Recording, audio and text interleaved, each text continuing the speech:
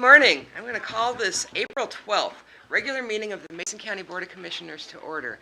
And Eugene Shearer with our Mason County Sportsman Association, please lead us in the Pledge of Allegiance. I pledge allegiance to the flag of the United States of America and to the republic for which it stands, one nation, under God, indivisible, with liberty and justice for all. Thank you so much. Mr. Shearer was just talking to me about the need for a rifle range, gun range, just a place to even sight our rifles here in this county. And yes, it is a need, and I know a lot of people have been working on that. And we'll see if we can be more proactive about getting there done. Roll call, please. Commissioner District 1, Randy Netherland. I'm here. Commissioner District 2, Tim Sheldon. I'm on the phone. Commissioner District 3, Terry Jeffries. Here. Correspondence and organizational business. Could you please report the correspondence received by the Commission? The Liquor and Cannabis Board sent special occasion applications for Colony Surf Club and Harstein Island Community Club and marijuana license applications for Mary Meds and Number 1 Pot Shop. Thank you. Next item of business is our proclamation for Volunteer Recognition Day. I'm going to read the proclamation and present it to Ross McDowell, the director of our Emergency Services Department, who wouldn't run without volunteers now, would it? Amazing group of people, so dedicated. So whereas the entire Mason County community can affect positive change with any volunteer action, no matter how big or small, and whereas volunteers working in their communities utilize their time and talent daily to make a difference in the lives of the residents and visitors to Mason County. And whereas the National Volunteer Week, April 10th through the 16th, 2016, all over the county, service projects will be performed and volunteers will be recognized for their commitment to service. Whereas experience teaches us that government by itself cannot provide all the resources needed to assist our residents and visitors who find themselves in immediate danger, and whereas our county's emergency volunteer force is a great treasure, and whereas Mason County emergency volunteers are vital to our future as a caring and productive region of the state of Washington. Now, therefore, we, the Board of County Commissioners of Mason County, do hereby proclaim April 13th, 2016 as Volunteer Recognition Day in Mason County and urge our fellow citizens to volunteer in their communities. By volunteering and recognizing those who serve, we can ensure a better, safer, and more secure community for our children, families, friends, co-workers, and visitors. Dated this 12th day of April 2016, the Board of Commissioners. Mr. McDowell, if you don't mind coming up to the podium, I'll go ahead and present this to you. I've always said that anything that good happens in Mason County happens by volunteers. And we have about 100 people probably showing up for a reception. At least, yes. And so thank you for your work in shepherding, or at least our emergency volunteers. And here's a proclamation for recognizing their work. But I do also want to acknowledge we have volunteers picking up litter. We have volunteers doing so many things in this community, our food banks, et cetera. And so thank you, everybody that does volunteer. Mr. Davis here volunteering as a Veterans Mentor Coordinator. Anything great that happens in Mason County happens by volunteers. Thank you. Thank you very much. Thank you, Rob. Thank you. Is there any more correspondence or organizational business to come before us? No, there's not. Thank you. And we will go on to our open forum for citizen input. This is an opportunity for you to address the Commission on any item that is not on the agenda. If you'd like to speak, please raise your hand. You'll be recognized and come up to the podium, state your name, and if you'd like, your place of residence. Is there anybody who'd like to address the Commission? Nobody? Okay. Sorry about that. Love to hear from you. So the next item of business is our adoption of the agenda. Madam Chair, I move for the adoption of the agenda as presented. And I'll second the motion on the chair. It's been moved and second to approve or adopt the agenda as presented. All in favor, please say aye. Aye. Commissioner? Aye. Aye. Motion carried. Thank you. Next item is the approval of the minutes. Madam Chair, I move for the approval. Madam Chair, I move that the Board of County Commissioners approve the briefing minutes for March 14th and the regular meeting minutes for April 5th, 2016. I'll second. It's been moved and seconded to approve the March 14th briefing minutes and the April 5th regular meeting minutes. All in favor, please say aye. Aye. Aye. Aye, motion carried. Next item is the approval of the action agenda. The intention is to read these items individually and vote on them in one vote. After we're done reading through them, you'll have an opportunity to ask any questions on any of the items on the action agenda. Alternatively, you have the option to ask that any of the items on the agenda be removed for a separate vote and testimony. So I'm going to ask Commissioner Sheldon to read items 8.1 through 8.3, Commissioner Netherland 8.4 through 8.6, and I will read 8.7 through 8.9. Commissioner Sheldon? Yes, item 8.1 is approval to amend rules of board meetings of the Board of County Commissioners Code, Chapter 2.88.020. 8.2, approval to amend Resolution 21-15, updating Mason County emergency evacuation procedures for the downtown campus for 2016. And 8.3, approval of the Veterans Assistance Fund applications for necessity items, $300, and utilities, $461.54, for a total of $761.54, as recommended by the Veterans Service Office. Madam Chair, item number 8.4 reads approval to reschedule a public hearing on Tuesday, April 26, 2016 at 6:30 p.m. to consider the sale of real properties located at 92 and 93 Anthony Road, Belfair, Washington, parcels 22129-75-90092. I want to clarify, I'm pretty positive that's not Belfair, though. That's going to be Fairview. But I agree. for the record, just we want to put that in there. Item number 8.5, approval of an agreement with CGI Communications Incorporated for the 2016 County Video Program. This program will create a series of professionally produced videos to highlight Mason County at no cost to Mason County. Item number 8.6, approval of the resolution adopting the 2016 Comprehensive Economic Development Strategy SEDS projects list as recommended by the Mason County Economic Development Council. Item 8.7, approval to nominate Derek Epps to the Pacific Mountain Workforce Development Board of Directors. 8.8, approval to sign thank you letters to Senators Murray and Cantwell and Representative Kilmer for their support of the Squamish Valley General Investigation Study funding. And finally, 8.9, approval to authorize the chair to sign a response letter to the Mason County Sheriff regarding the 2016 budget.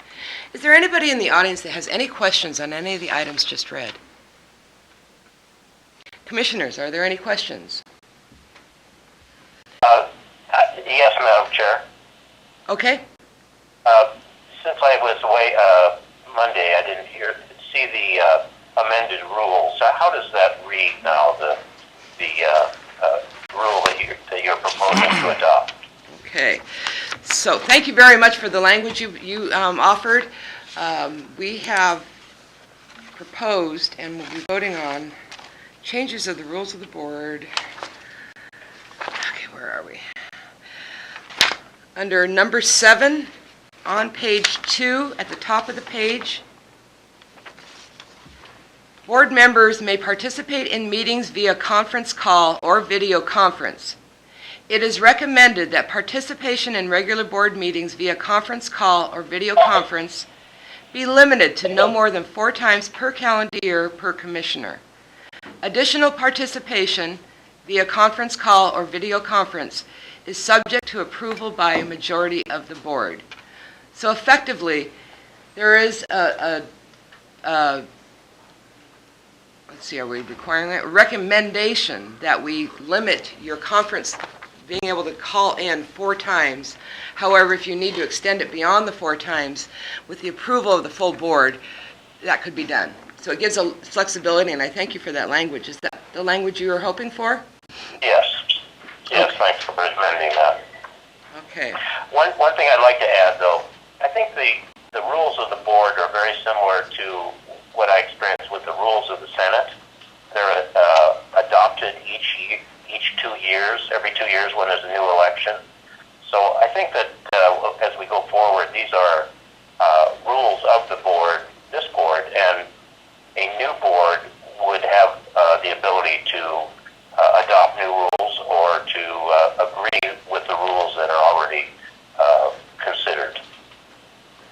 have the ability to change them if they so choose. That's under the authority of the board, correct? But I would concur that a proactive adoption of the rules as they stand and/or revisions could be warranted, especially with new board members. Right, I think so, because I don't believe one commission can bind the next commission. Okay, are there any other questions on any of the items on the agenda? Thank you for... Madam Chair, Yes. you're not to this point yet, but I'd like to have the last item separated from the vote of the first items. I did want to just share with the commission and the public that we did make some changes to item number 8.5, which is approval of the agreement for the CGI Communications Incorporated for 2016 County Video Program. This organization does this across the United States and here in the state of Washington, where they film videos about, I think we're agreeing to 3 videos that would highlight what we chose as commission or as the county in general, either our economic development opportunities, some of the functions of the county, whatever the content we wanted, and they would be paid for by sponsorships of private industries that, in a very tasteful way, on the screen as you see them, you would click to go onto the website of the sponsor organizations.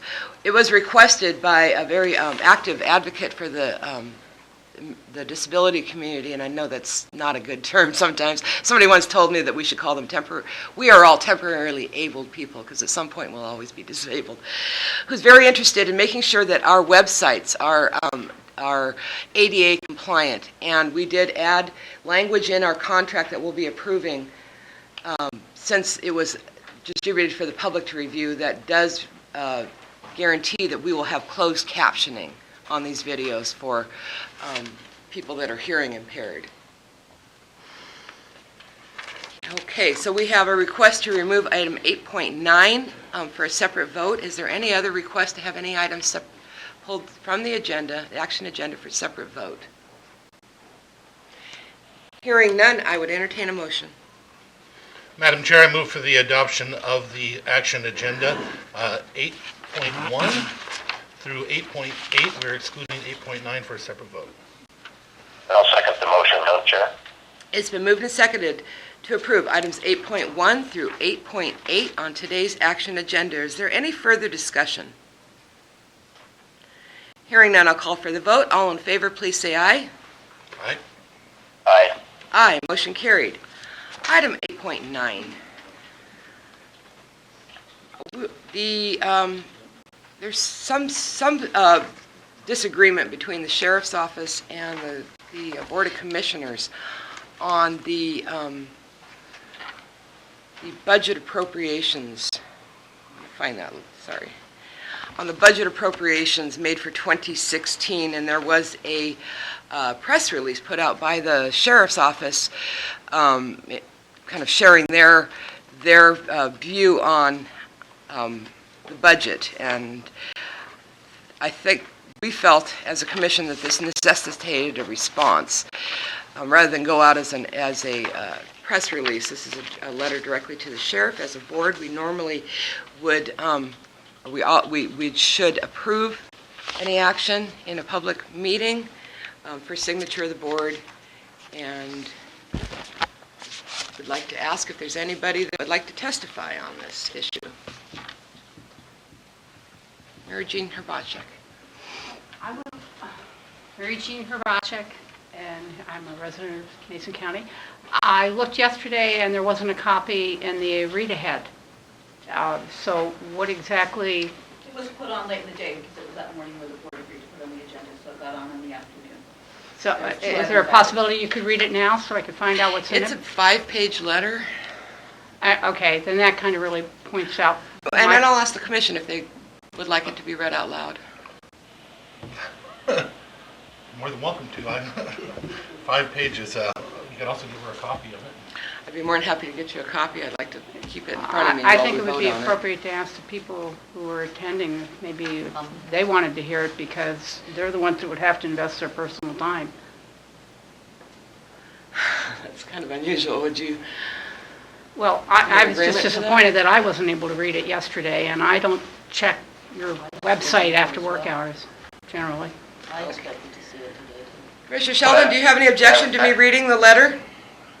Well, Madam Chair, I don't have any objection reading the letter. I do have, I should tell you that I'm not going to be a part of signing this letter after reading it, and I have some serious reservations about its wording, especially the first sentence. I think the budget process is not solely the responsibility of the Board of County Commissioners.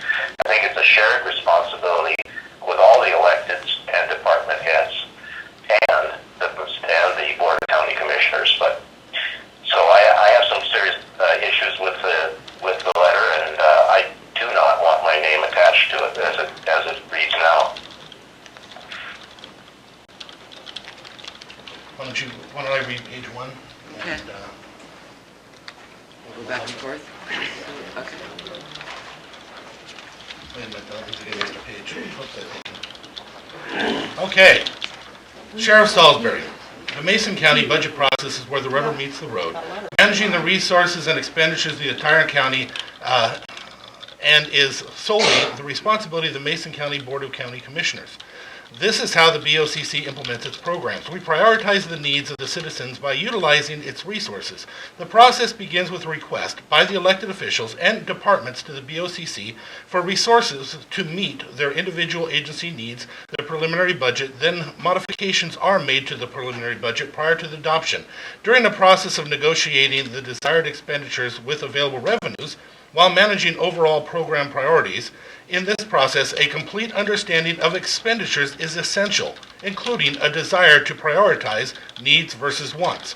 Relative the resources available for all functions of county government, the Board of County Commission takes our role of overall fiduciary management seriously, and it requires having a clear and accurate picture of the costs of providing county services for the benefit of the citizens of Mason County. The board implemented a 2 bottom-line budget to better differentiate necessary from discretionary expenditures. The citizens expect the commissioners to be responsible stewards of their tax payments and expect us to provide well-informed fiscal management of their hard-earned monies. A status quo plus budget can only be an accurate account of necessary expenditures when the baseline amount was accurate to begin with. After close analysis of the Mason County Sheriff's Office 2016 preliminary budget proposal, it was found requested expenditures in the categories of wages and benefits and ER&R were over budgeted in 2015 and should not be considered a baseline for 2016. Therefore, reductions were made in those categories to reflect actual costs for 2016. In addition, the supplemental budget appropriation for outsourcing of jail inmates is not considered part of the 2015 baseline. The budget guidelines state, item A, baseline budget, your 6/30/15 approved budget subtotaled by salaries and benefits and operational costs. So otherwise in June. By the BOCC by statute is the body that is responsible to manage the revenues and expenditures of the county by establishing the priorities for the county and by deciding how all county resources are spent. The Board of County Commissioners is adopting a 2 bottom-line budget, manages these priorities by bringing a level of accountability and to the expenditures in all offices and departments, requiring all involved to fully and accurately disclose expenditure needs. Your office acknowledges utilizing salary and benefits budgets to fund unexpected operational needs. By adopting 2 bottom-line budgets, the BOCC is eliminating the practice of overspending county resources for unbudgeted discretionary expenditures. Following is an analysis of the specific budget categories in question. 2015 baseline budget.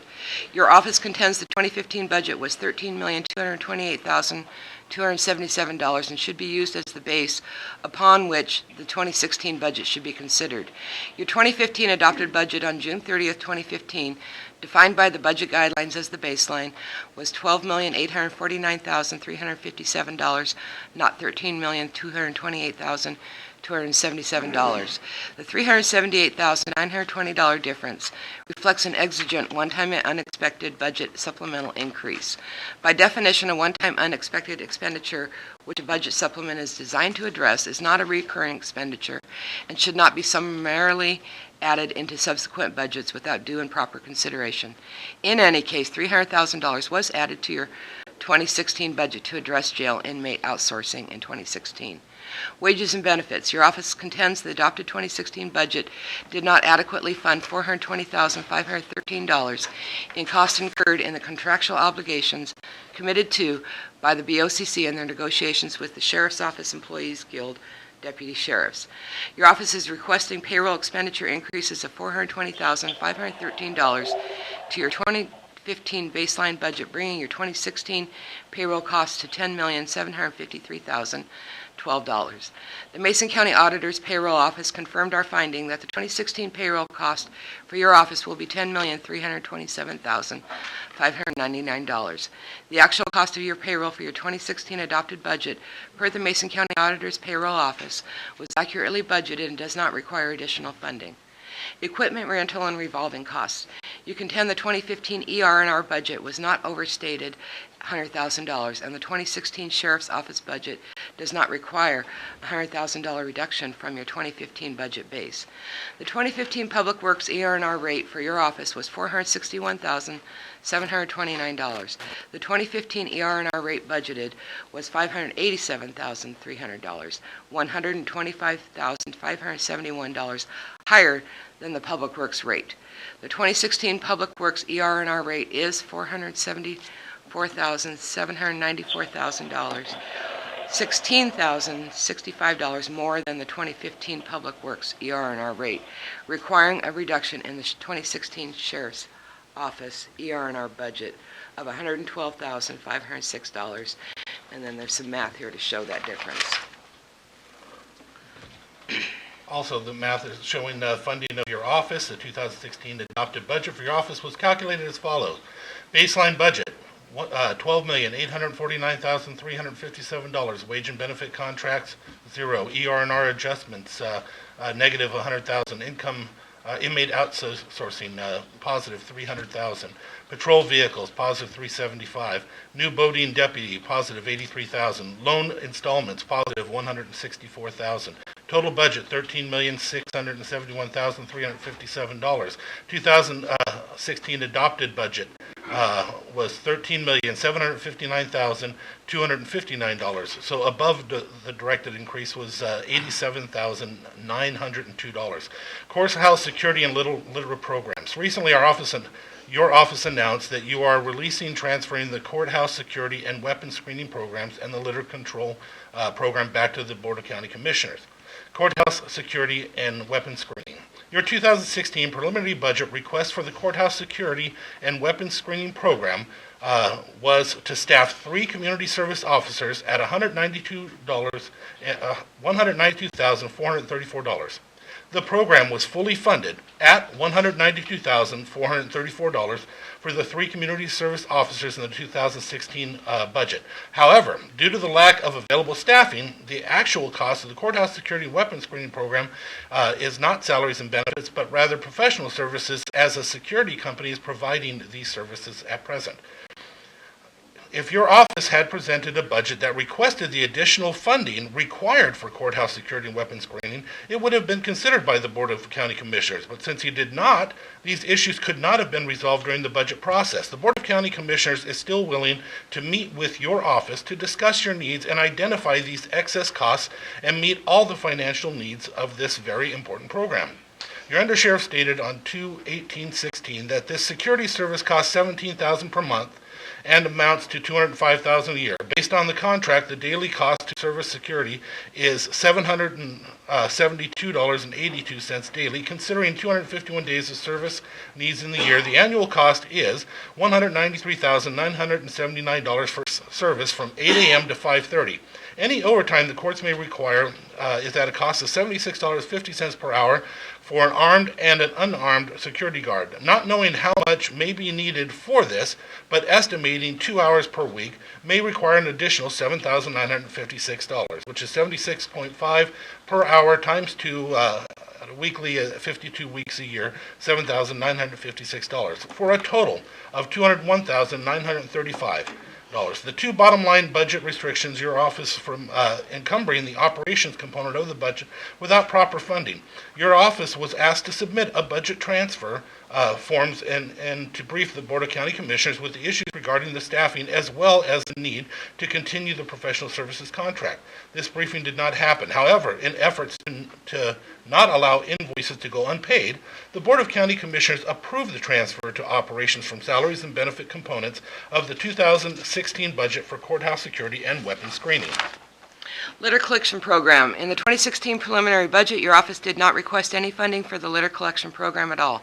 Upon discussion with the Board of County Commissioners during budget briefings, it was decided the 2016 budget should reflect the cost represented in the Department of Ecology litter grant application and fund $81,553 into the program. Your office, when submitting your 2016 adopted budget detail, only funded $66,076, under allocating the grant program by $15,477. This balance was allocated to other sheriff's special fund activities. Subsequently, your office contends you are shouldering the cost of overruns associated with the litter collection program in excess of $46,000, not including management time and personnel supplied by the jail staff. If your office had presented a preliminary budget that requested the additional funding required for litter control program, it would have been considered by the Board of County Commissioners. Since they did not, these issues could not have been resolved during the budget process. The Board of County Commissioners is still willing to meet with your office to discuss their needs and identify these excess costs and meet all the financial needs of this very important program.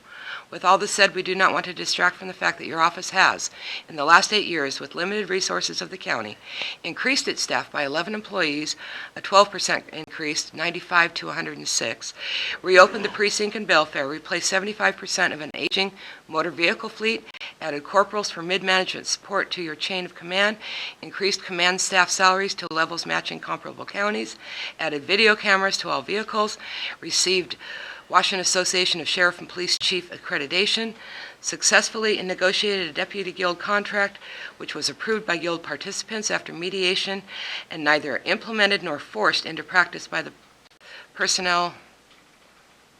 Public Employee Perk Board. Public Employee, don't remember what the R stands for. Deployed a successful courthouse security and weapons screening program, continues a very successful litter collection program throughout the county, added a boating patrol to dramatically improve the sex offender program, developed a now nationally acclaimed animal control program, developed SWAT and K-9 teams, spearheaded a jail renovation project that will ultimately increase jail capacity by 44 beds. Outstanding budget issues for Mason County. The most important short-term issue facing the county and the sheriff's budget is the cost of outsourcing a portion of the inmate population in the jail. Outsourcing is the result of two distinct problems. The first is a staffing problem, which there is an overall lack of correctional deputies, predominantly female, needed to supervise the female inmate population. The second is the delays in completing the expansion upgrades currently under construction in the jail. This reduces the already limited bed capacity while under construction and delays the date when we have the ability to expand the same capacity. The impact this issue has on the sheriff's budget is yet to be understood. Depending on staffing levels, inmate incarceration days, and continued construction delays, all having a bearing on the costs that will be incurred by the sheriff's office, most of which is not budgeted for and could be in excess of many hundreds of thousands of dollars. When the monetary impact is quantified, a budget supplement will need to be processed to fund these unknown and unexpected costs.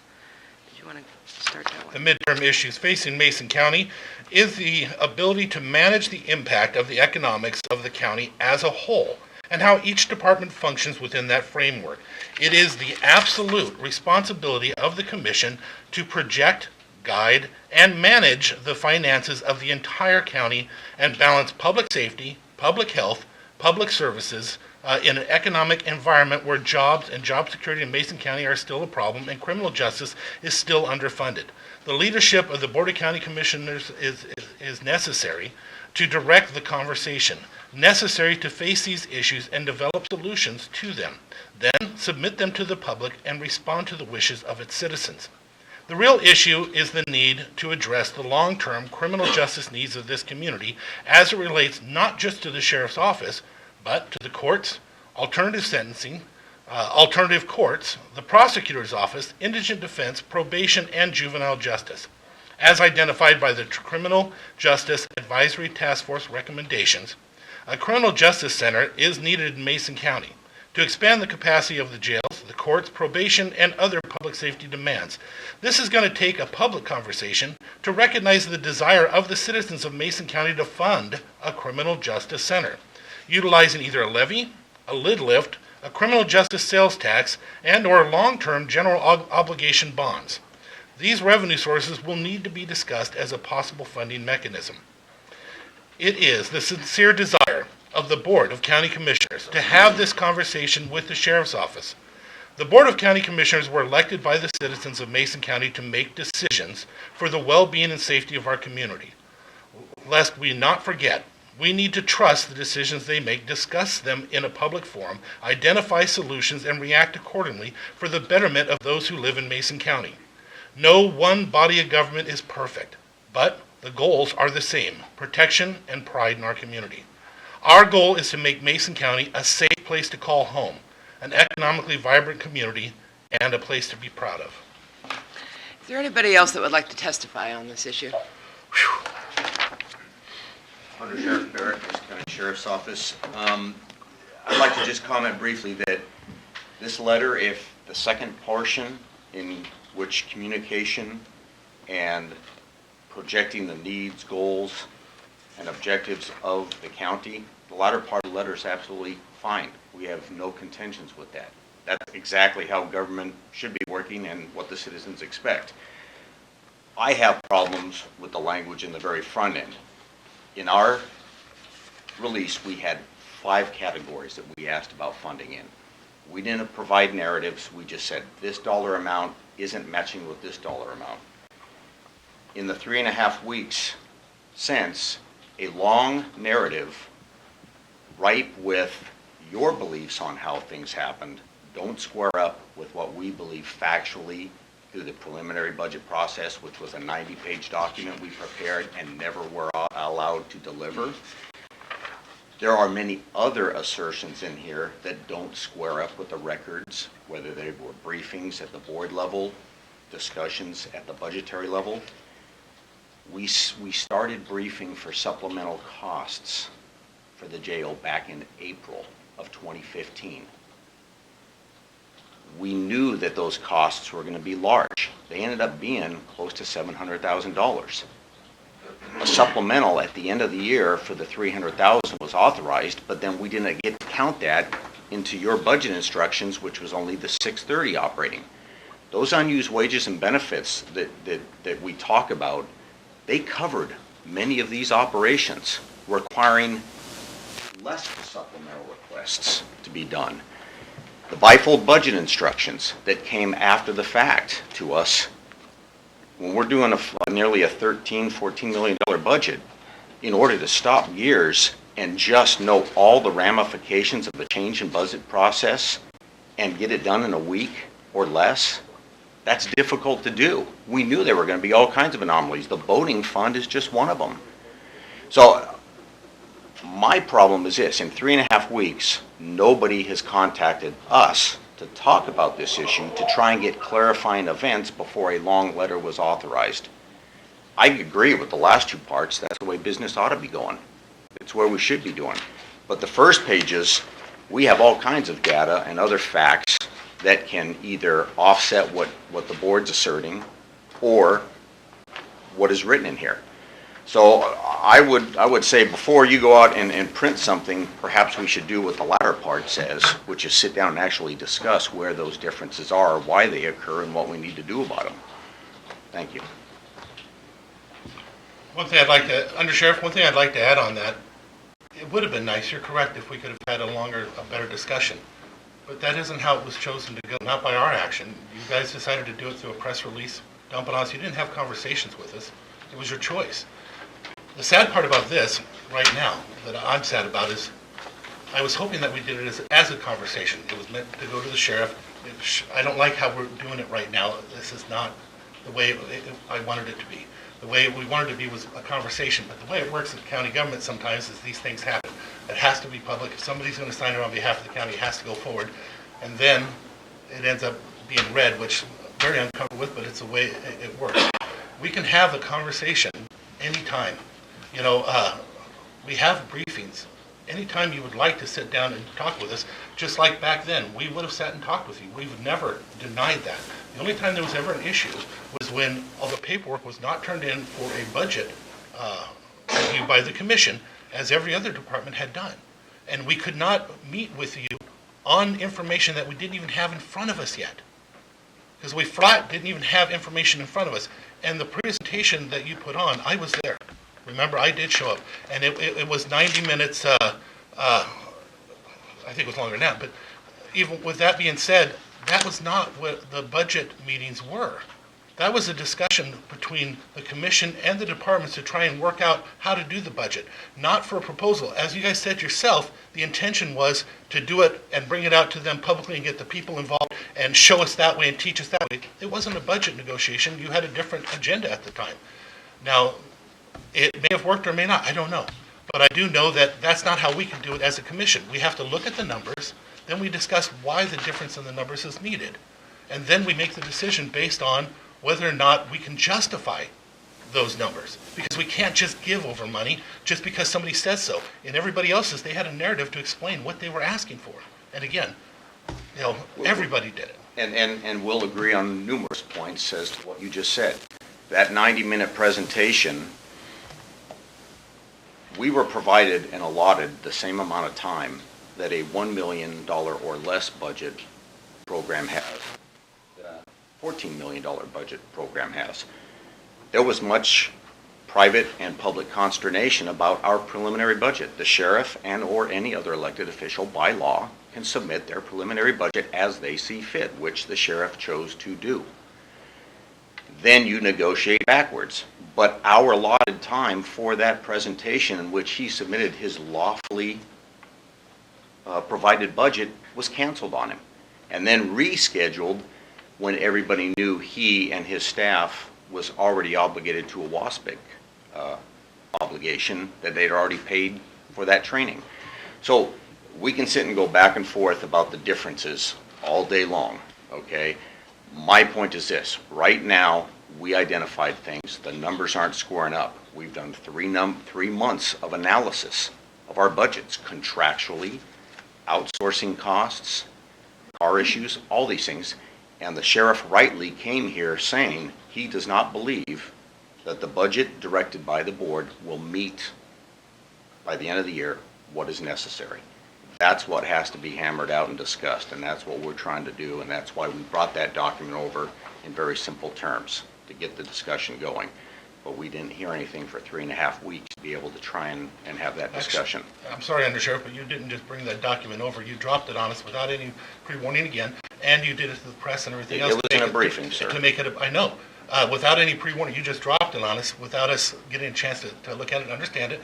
And then it was let out as a press release again in order to make it a public battle, which is fine. You're entitled to do that. But as for the numbers, we've gone through also, and we verified our numbers with the auditor's department, and the only numbers that really matter is not yours. It's not mine.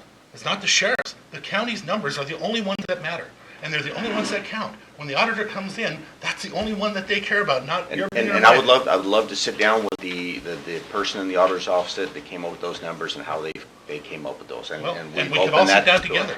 I would love to. Appreciate it. Is there any other testimony?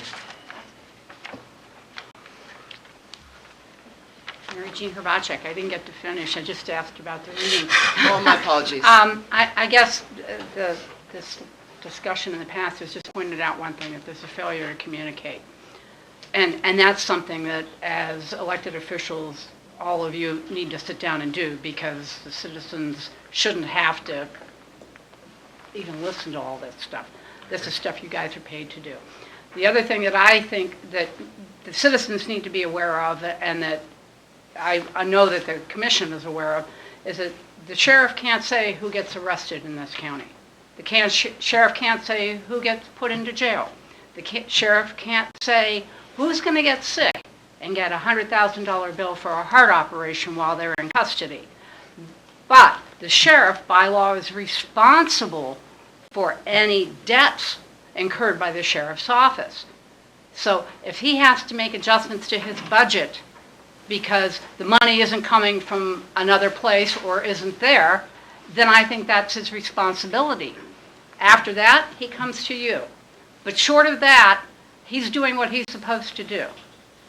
And I think the commission and the sheriffs need to sit down and talk about it.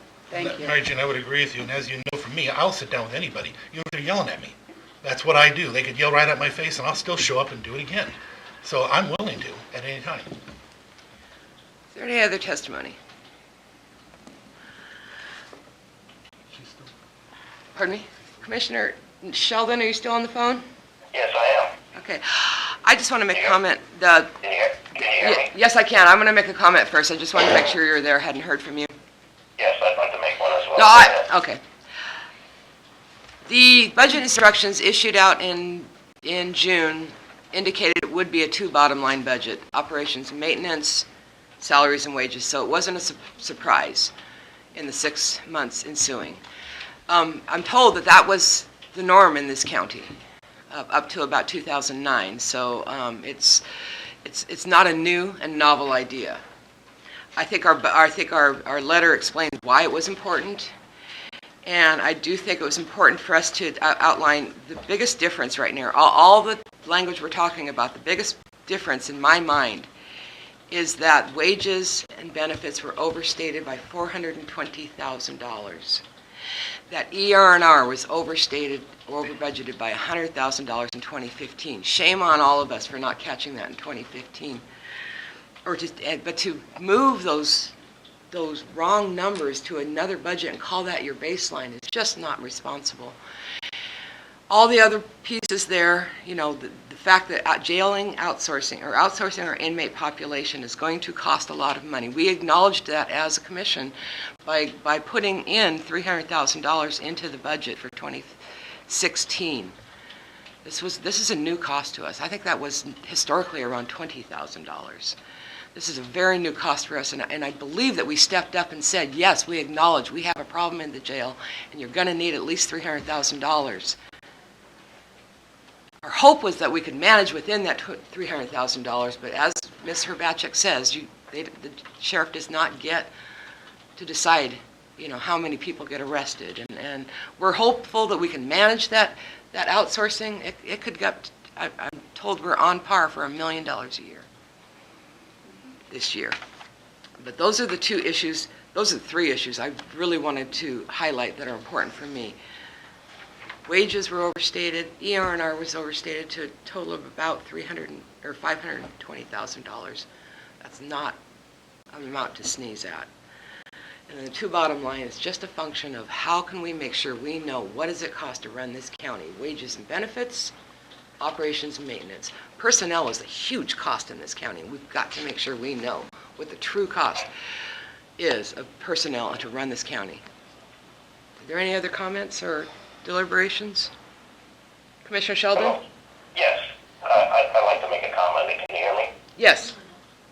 Well, I have to repeat, first of all, what I said. I think the first sentence of the letter is incorrect. I mean, it technically is correct, sure, that the Board of County Commissioners has the ultimate responsibility for the budget, but I think it's a shared responsibility of all the elected and the department heads with the Board of County Commissioners to develop the budget. And I really feel that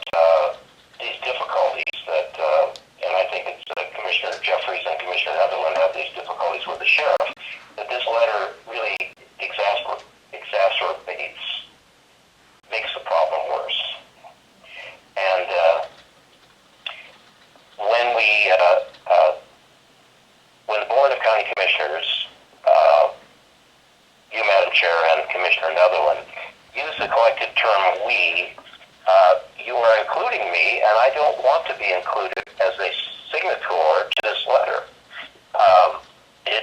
The way it's presented, it makes it appear to the public it's from the entire board, and it's not. I will not sign it because I think that we need to repair these difficulties. I've been a commissioner now, this is my 12th year. I've never seen a letter of 5 pages being read at a county commission meeting.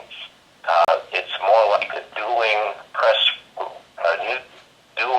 news release contest here between the two entities.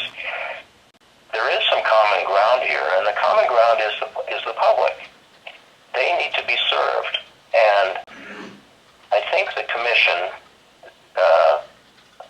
is to micromanage the sheriff's office, and the sheriff has a tremendous responsibility. And in my experience, we've worked very hard to resolve our differences and come to agreement on a budget. This one seems to just continue.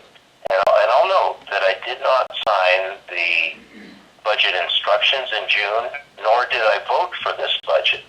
So I do have some issues, obviously, with it, and I don't want my position to be perceived as in favor of this letter. I am not. So I think we have a lot of repairing here to do, and I'm willing to sit down and help to repair these issues. The problems that we have, work on those problems. So I won't be voting for this letter to go out with my name on it. First things first, on that letter, Mason County process is where the rubber meets the road. Managing the resources and expenditures of the entire county is solely the responsibility. How about we change the words to your words, ultimately the responsibility?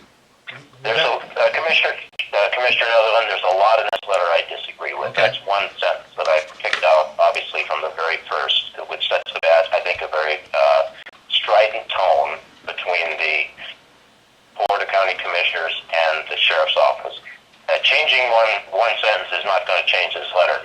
I would prefer that this letter is not sent at all, that we sit down with the sheriff in a briefing session again and work on some of the issues. I can tell you that Mason County is a subdivision of the state of Washington, right? And the state writes a 2-year budget every odd-numbered year. Then a supplemental budget is written, like this year, for the forest fire expenses, mental health, some of the other things. In contrast, the county writes a 1-year budget, obviously each year. Now, the Board of County Commissioners can re-rack their budget at the end of June.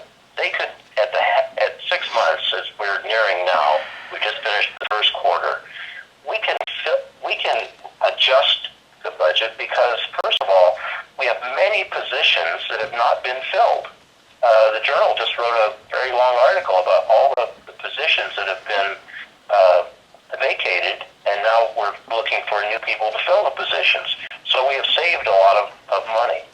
We need to take a look at the budget in its entirety, and in the letter you do make some points about criminal justice, including indigent defense, probation, the court system, the prosecutor.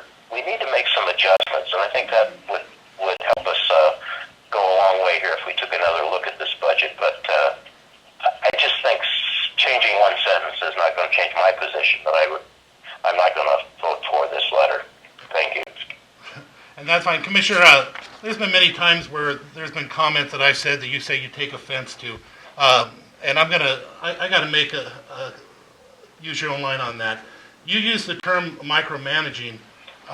When it comes to the bottom line budget authority and the things we're supposed to do here, I'm going to tell you that for somebody that's not here, I take offense to your concept that we're micromanaging.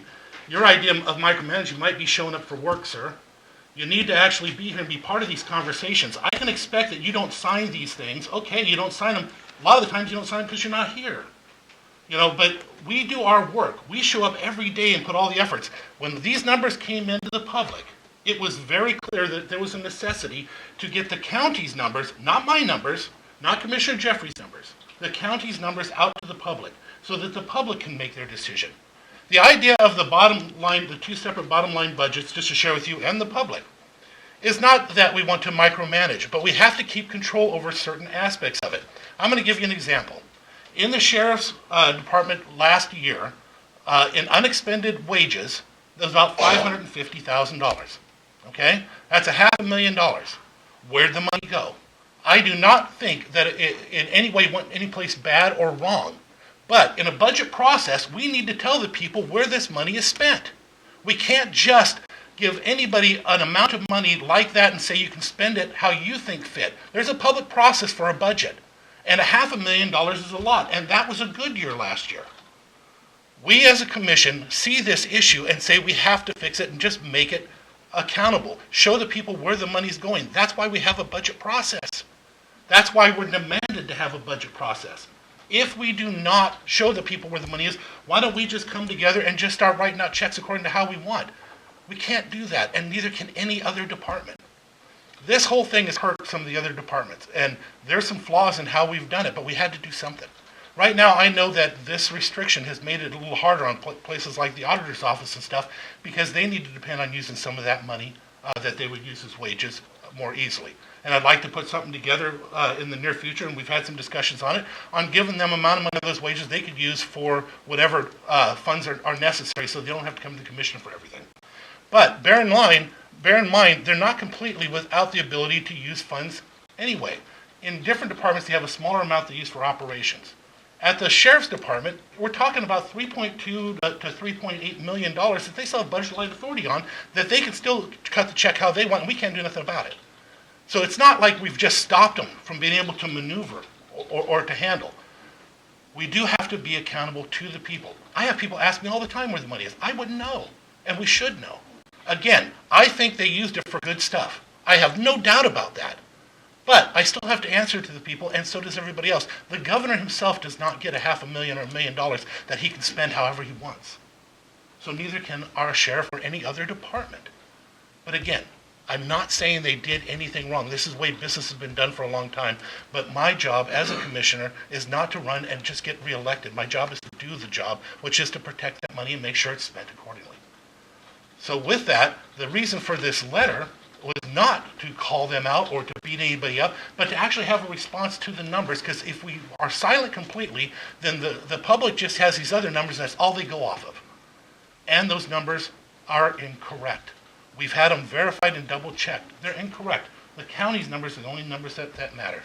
So with that, Madam Commissioner, I would like to make a motion to approve item number 8.9, approval to authorize the chair to sign a response letter to the Mason County Sheriff regarding the 2016 budget, not as a means of slapping them, but as a means of actually communicating with them again. And hopefully we can sit down and talk about all this stuff.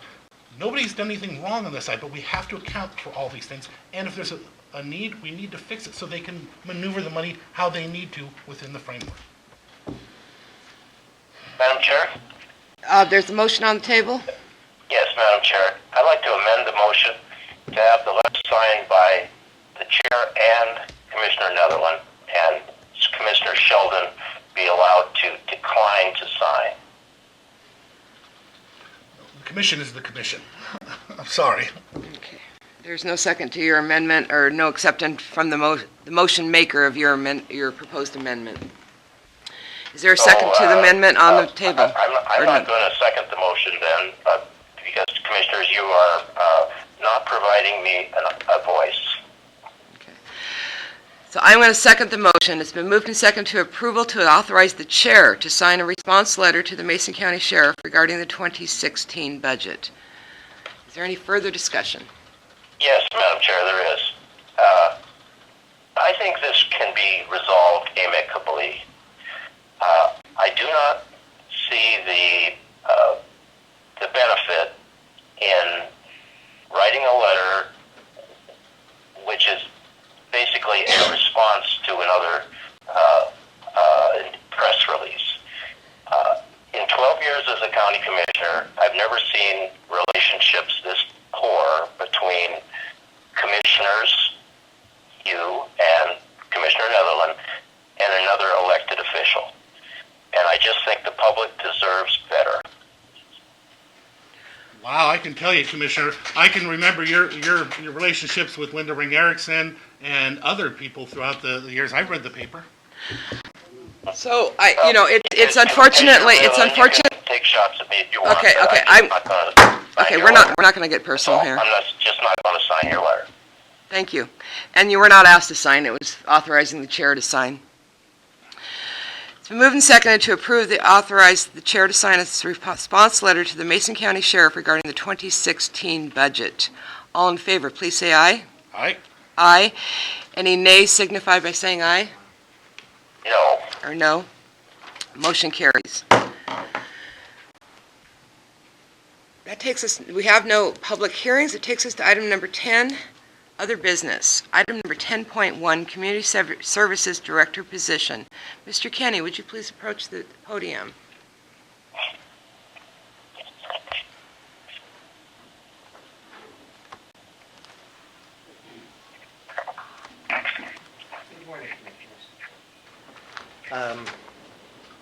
Well, we're here on this matter on a matter of reorganizing the departments, creating a new position, Community Services Director. We've gone through an extensive recruitment and process and an evaluation of the applicants.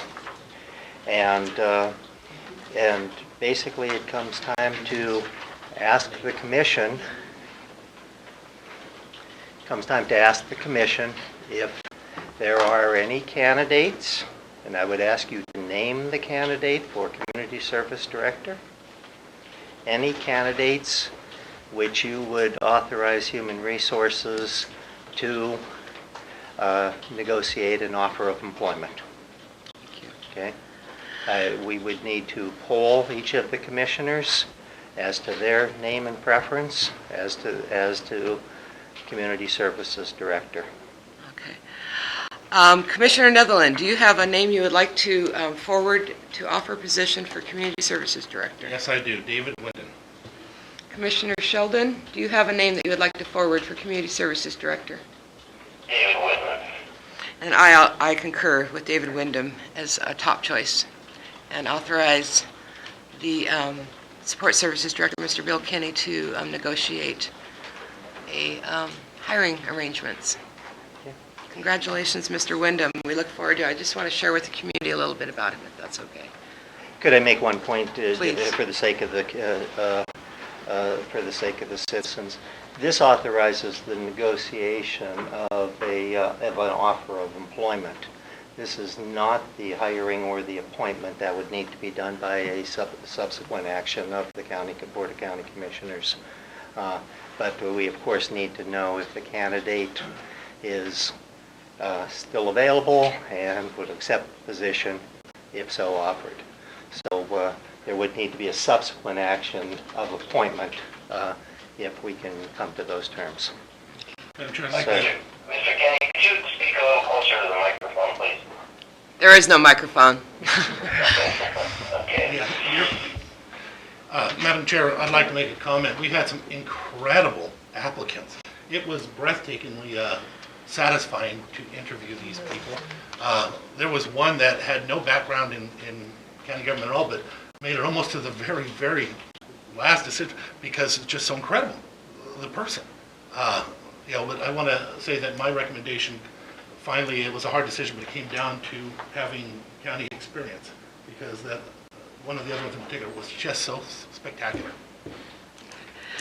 Mr. Wyndham is currently employed as a public health director for 3 counties in the northeastern Washington area, and if I try to name those counties, I'll get them wrong. He is formerly a business owner of multiple businesses and ultimately sold those businesses to his employees. He's very, very knowledgeable about what the private sector needs are, especially in community development. and permitting. He has worked very hard in permitting around septic issues, et cetera, where public health meets the permitting process, and coordinating with your building permitting processes. He had that type of background, as well as he was a staff sergeant in the U.S. Army in the Reserves, I believe, for many, many years. I think that he brings to this position a tremendous amount of diverse experience. One of the things I'm very, very pleased about regarding his public health experience is if you follow what's happening in Washington State in public health and in health in general, we are asked to regionalize the state and have each region be an accountable community of health, something that's very complicated, very difficult to be getting off the ground. It's been doing that in this tri-county area, and in fact understood that it needs to be even more local than that, and created an accountable community of health for each of the three counties he works in. He brings with him a strong public health background, as well as understanding the community development and building and planning needs, and has done a lot of the planning worked with his three counties in planning. So I think he brings the diversity we're looking for, as well as the leadership qualities. We were very impressed with his leadership qualities, and we would hope that Mr. Wyndham will accept terms of employment, and really are excited about getting moving on this. And with that, I would then turn to item 10.2, Public Works Director position. It was a matter of, for the sake of the public, it was a matter of some coincidence that we had the Community Services Director position reorganized, created, and subsequently our Public Works Director of long-term submitted his resignation in light of another offer of employment. So we did have the two positions come open with some overlap. It wasn't at the same time. But I would ask the same question of the commissioners. Is there a name of the candidates that you have gone through the process for that you would authorize Human Resources to negotiate an offer of employment? Commissioners?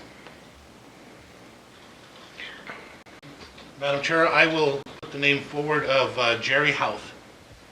Commissioner Sheldon? I would also put the name forward, Jerry Houth. And I will as well. Jerry Houth is my number one choice for offering terms employment to Mason County. Very good. Jerry Houth is a former employee of Mason County, was with our Public Works Department, did tremendous work in this county, built a lot of roads, had a really good construction program going, well managed, as well as fiscally conservative around that, had a lot of foresight in what type of future needs that were going to be needed in roads. Mr. Houth is going to bring to Mason County something that we're very excited about, is planning around roads that will encourage economic development. Is there anything else you'd like to share about Mr. Houth?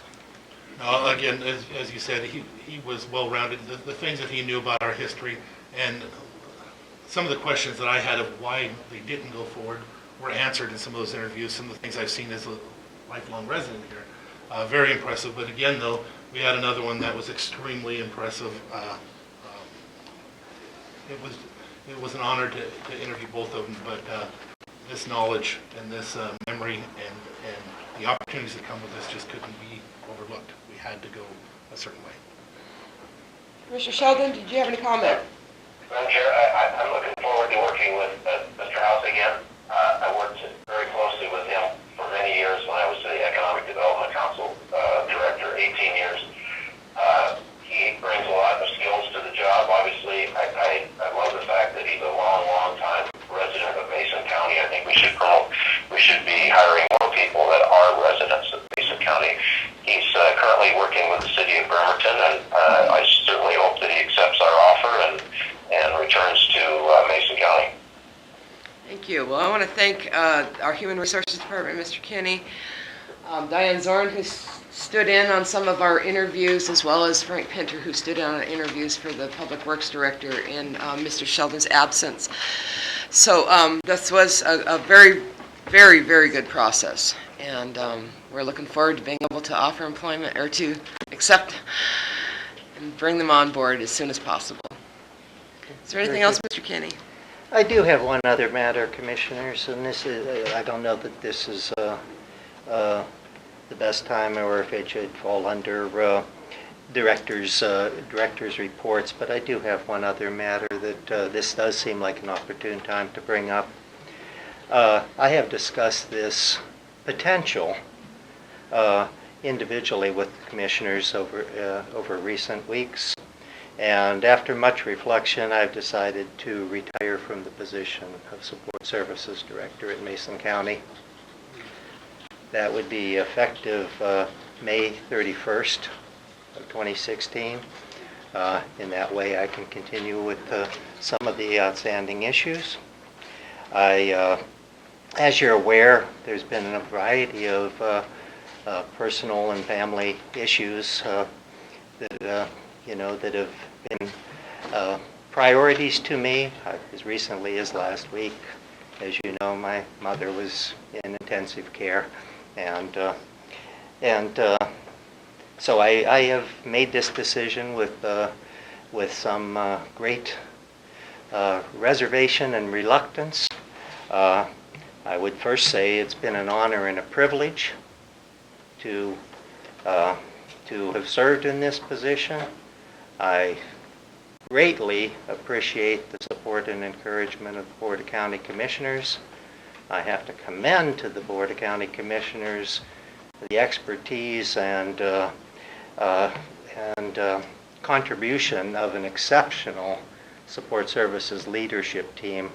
Our managers, as you're aware, most all of them took two departments, put them together under one position, and have provided to the public some service and integration that wasn't there before.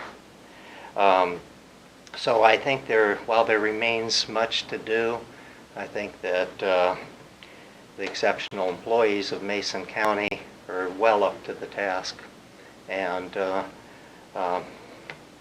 the other outstanding point I would mention, as you're aware, I had previously scheduled some vacation time in coming weeks, and with that and with this announcement, I would like to be so bold as to put forward a recommendation to the Board of County Commissioners to appoint Frank Pinter as the interim director for those periods where I may be absent on vacation or during your selection process. Please go ahead. Well, I just want to first of all, oh my gosh, it will be a great loss. In the short time you'd been here, you and I practically started on the same day. You've taken our labor relations and streamlined them and made them a almost enjoyable process. There was huge difficulties going into this. We had PERC rulings, we had settlements to deal with, cleaned up all of the past mistakes and issues, and moved forward, I think, in a very, very good atmosphere for labor negotiations, and that's no small feat with 11 labor collective bargaining units. And we were blessed as Mason County to have that type of expertise and tenacity to be able to do that. Thank you so much for that. This county is in your debt. And then the issue of breaking down all the different silos by having so many different departments, in combining so many departments under one directorship and management levels rather than directors for all those different functions. That was a brilliant suggestion by you, and we were very delighted to be able to carry that out, and I think it's been very successful. And I can go on and on and on with all the work you've done, but those are two of the highlights of the short time that I've been able to work with you, and thank you so much for that. Thank you. Bill, when we and I came on, there was 9 open contracts at the time, and everything seemed to be on fire.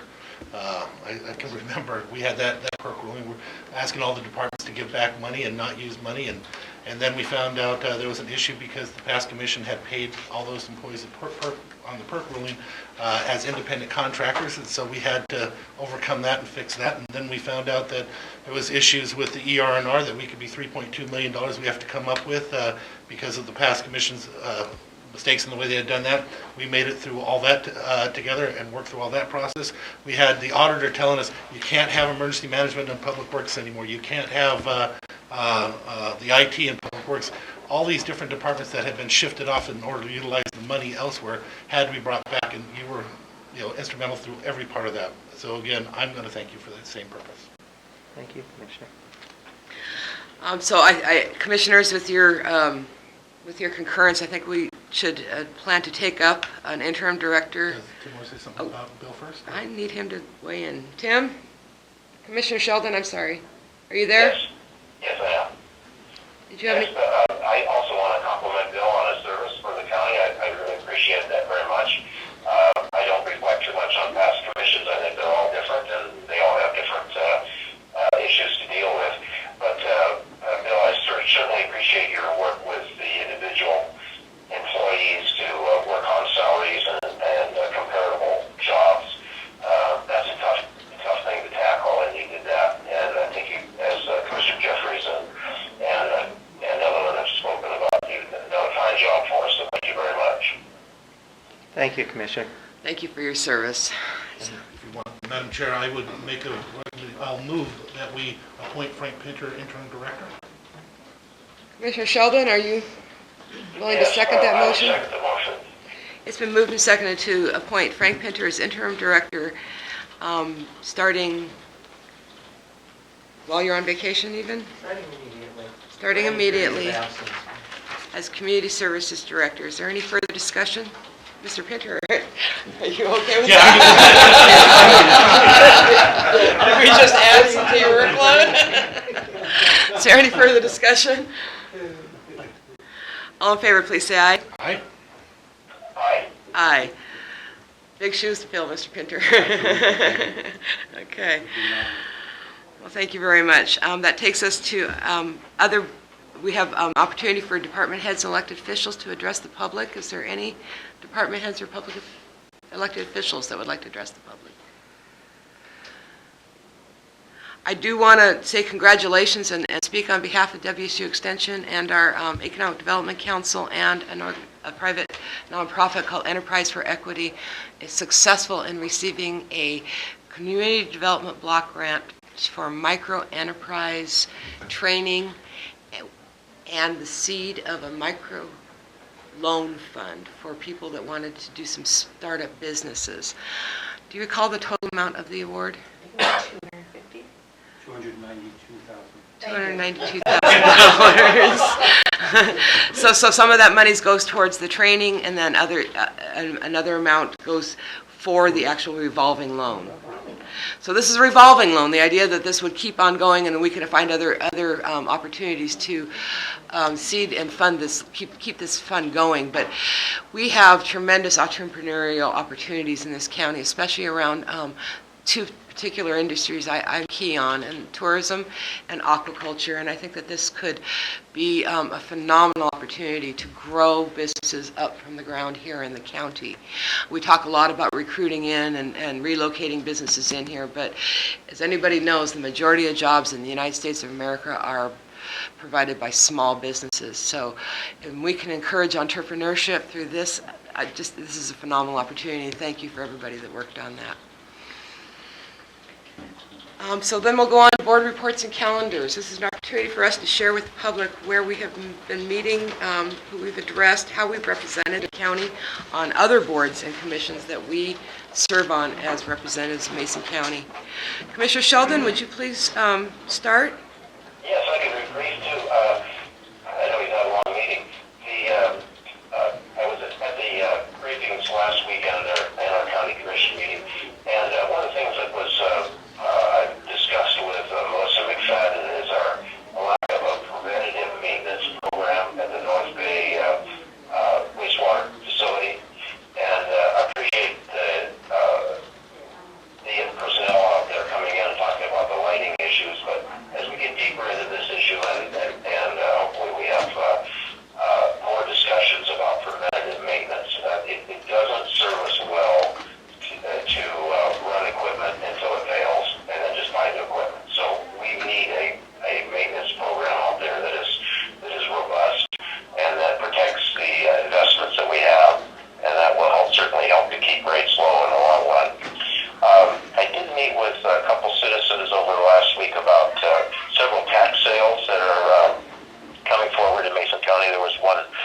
particularly that was called off at the courthouse steps, but they're very interesting, and citizens have issues with understanding how that works.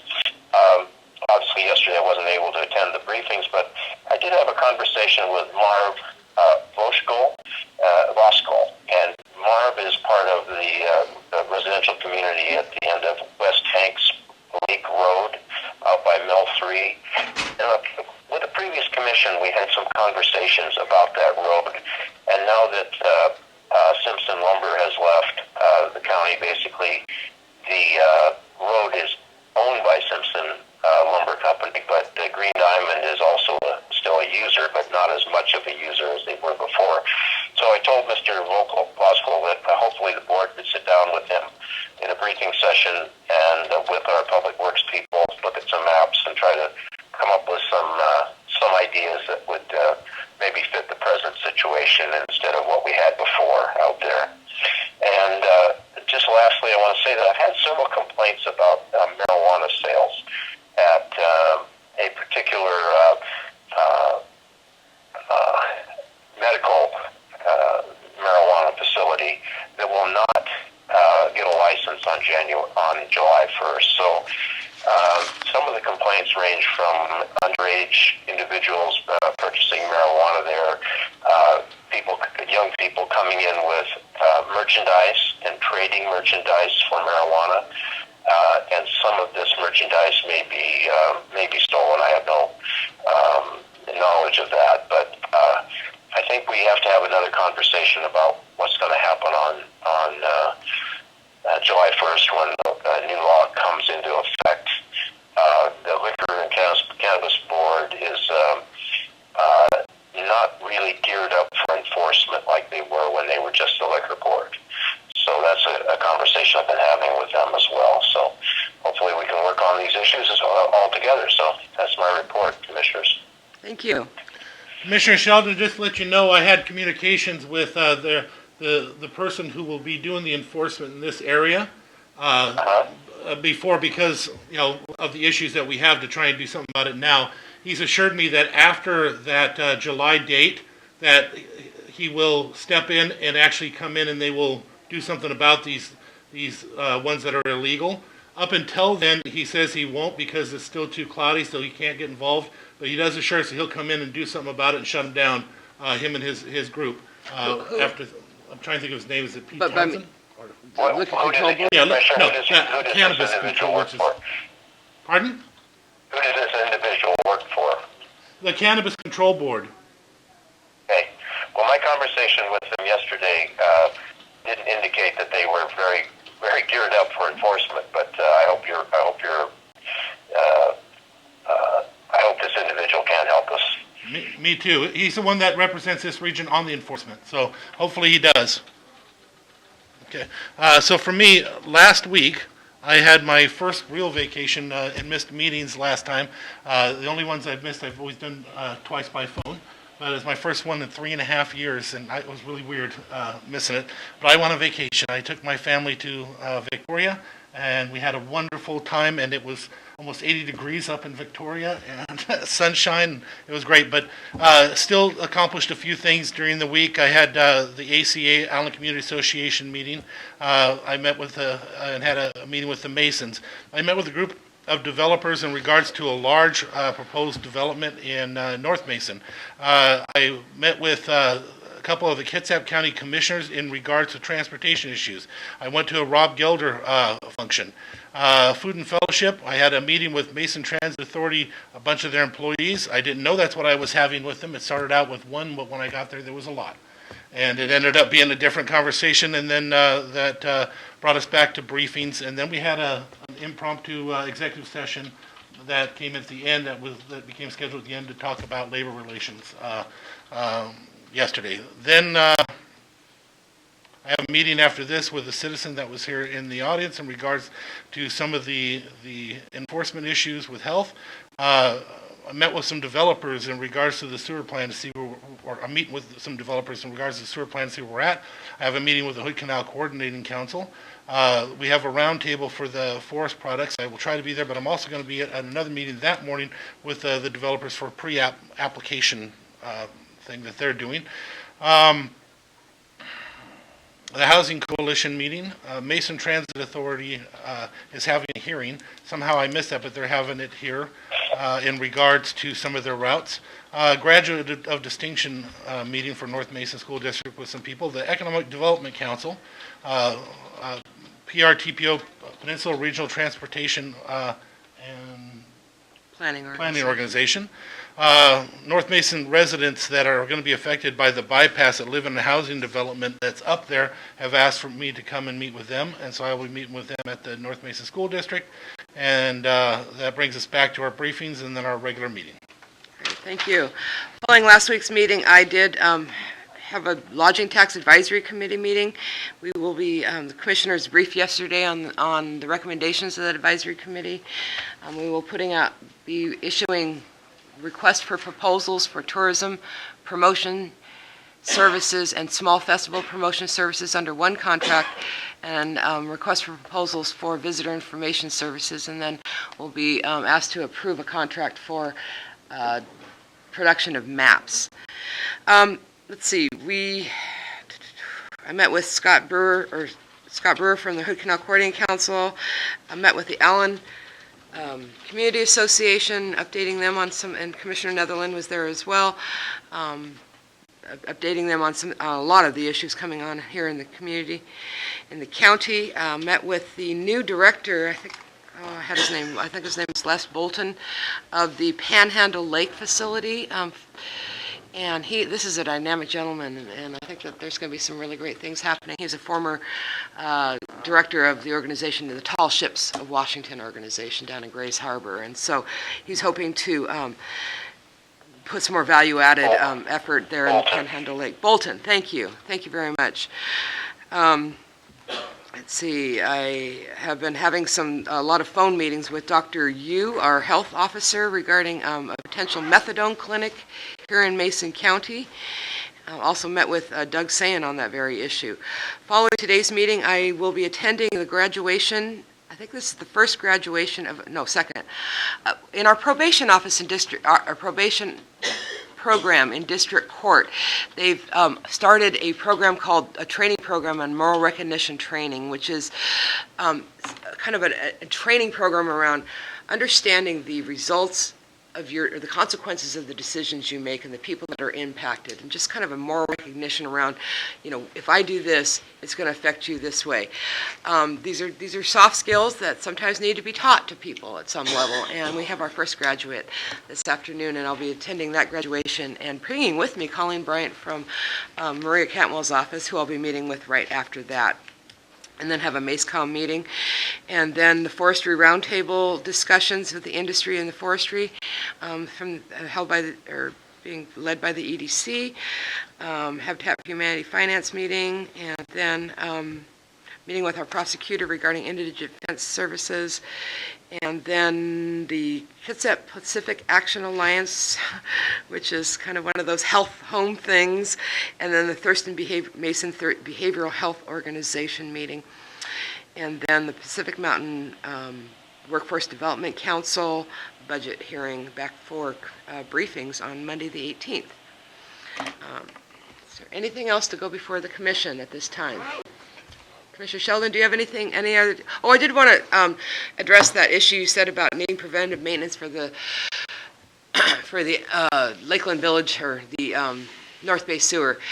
Yes, Mr. Grable, Marty Grable, Mason County employee, has been promoted to a lead position and did come speak to us that he is working on a preventive maintenance plan, and he acknowledged that we didn't have one, has already been to work on that. Thank you for your support of the work he's doing, and I agree. We need to have this in all of our utilities. Deferred maintenance is probably your most costly expense in any utility, and so just to be getting ahead of the game is very, very important. Is there anything else? Okay, then I would entertain a motion to adjourn. Madam Chair, I move we adjourn. Madam Chair, I'm sorry, I had my phone on mute there. Are you still there? Yes. Just for Commissioner Netherland's benefit, the last meeting I raised an issue of our agenda and the order in which we take things, and I think that when we have our board reports and calendars, since only one of us obviously sometimes goes